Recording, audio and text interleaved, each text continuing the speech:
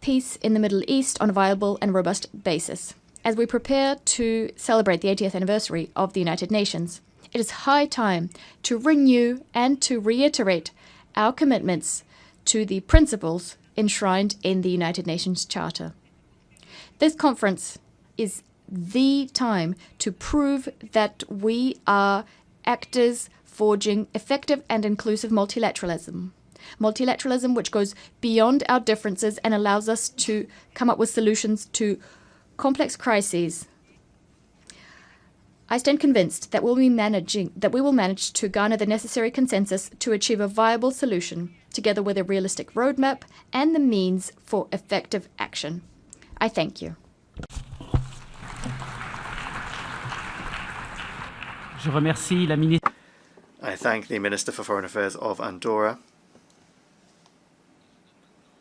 I now give the floor to Her Excellency Torgerdur Katrín Gunnarsdóttir, Minister for Foreign Affairs of Iceland.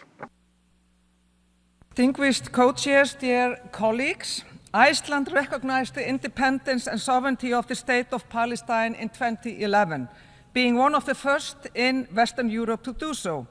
Our position then and now is firmly founded in our belief in equal rights of both peoples to self-determination, Israelis and Palestinians, and the conviction that it is the only way forward to build lasting peace and stability in the region. We applaud, of course, France for announcing that they now intend to take the same step here in New York in September, and we encourage others to do the same. There are those who claim that recognition of Palestine is and would be a reward to terrorist groups that oppose peace.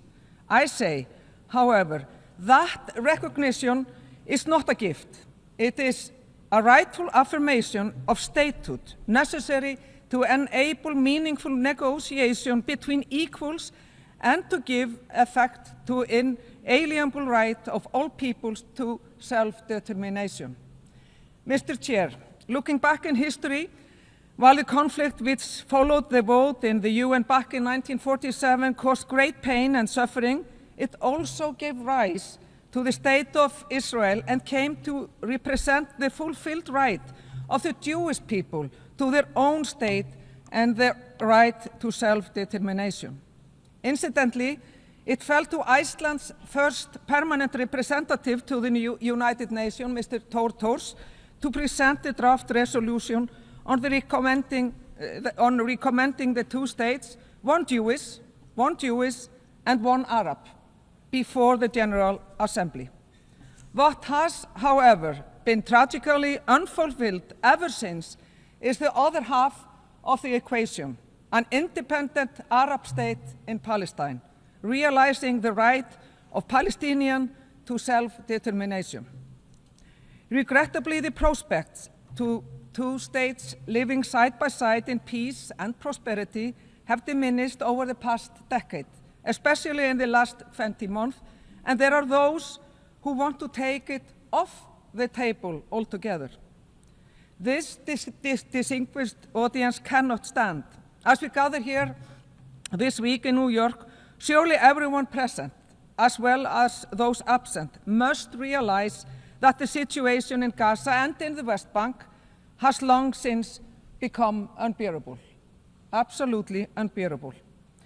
We simply cannot continue in the same vein. We need to turn to the solution recognized as the only sustainable solution to this most difficult of issues, the two-state solution.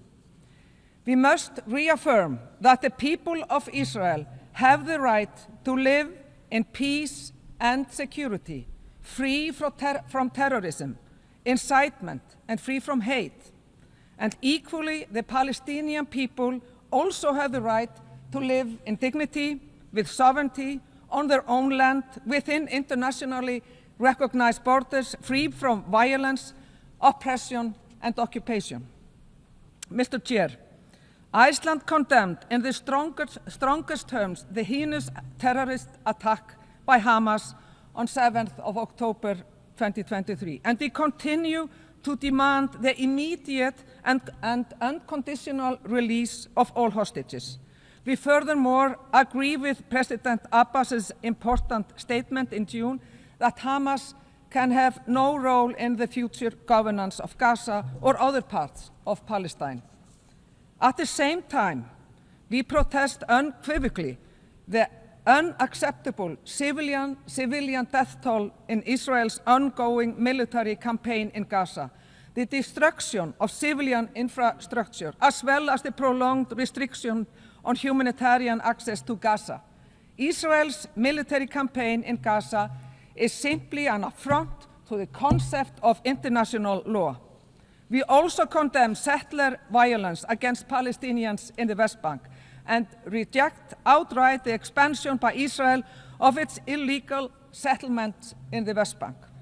This is an obvious and blatant annexation designed to obstruct the realization of the two-state solution and contradicts international law.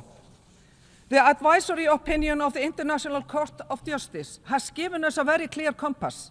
No state may recognize changes imposed by force or through occupation, including in East Jerusalem, except through mutual agreement. Co-chairs, the future state of Palestine must be built on the foundations of democracy, human rights, and the rule of law.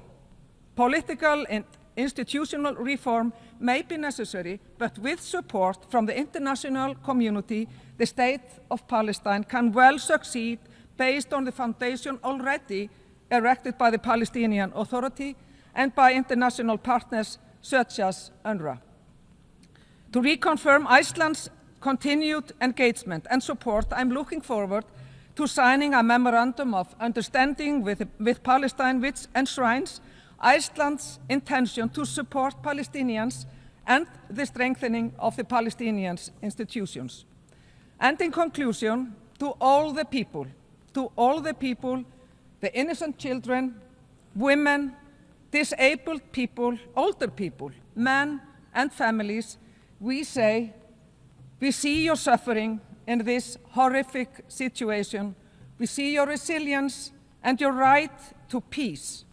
And to the rest of the world, we say, the time for action is now.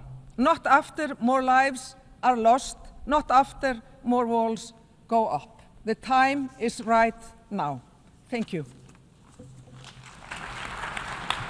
Je remercie I thank the Minister for Foreign Affairs of Iceland. I now give the floor to His Excellency Alberto van Claveren, Minister for Foreign Affairs of Chile.